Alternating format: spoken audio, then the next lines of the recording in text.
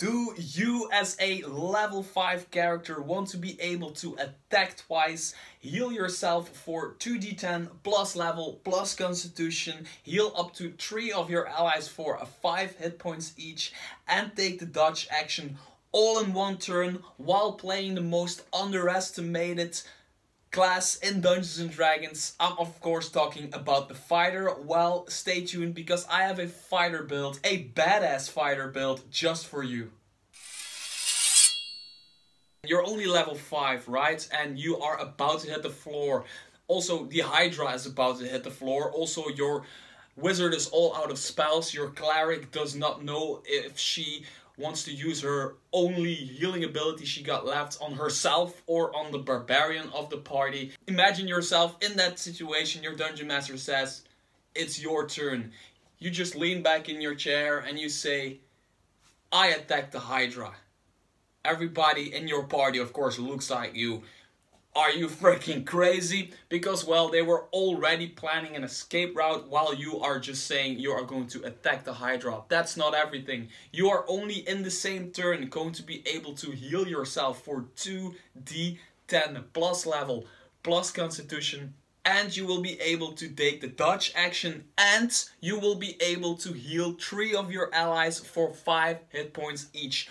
All of this in one turn. So let's start where we should start, and that's of course race. There's only one race for this to work. You need to be a dwarf, and my preference go to the mountain dwarf because this +2 in constitution really comes in handy and can really save the day at the end of the day.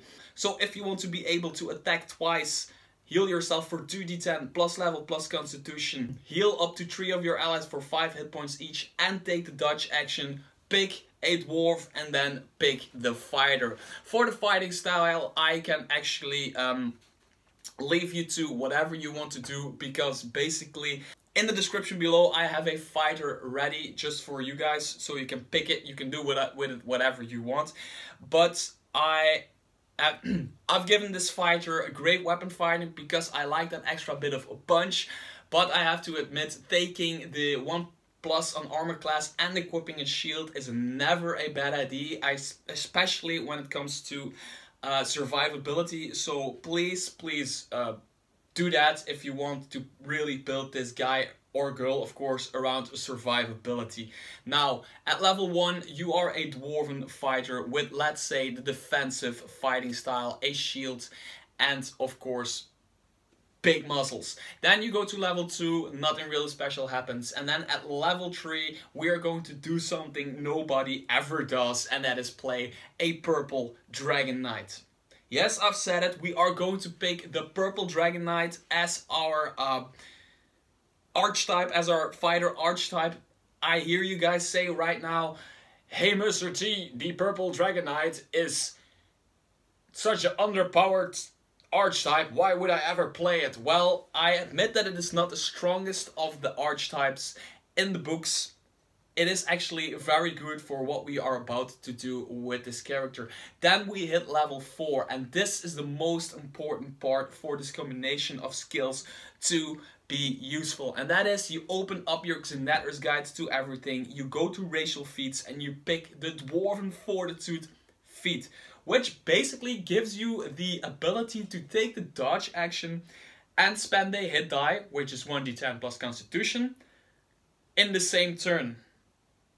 And that's actually all you need to do. You now have a character, a level 5 fighter if you want. I rounded it up to 5 because I want to be able to have that extra attack.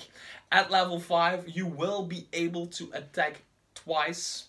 You will be able to heal yourself for 1d10 plus level. You will be able to heal yourself for 1d10 plus constitution.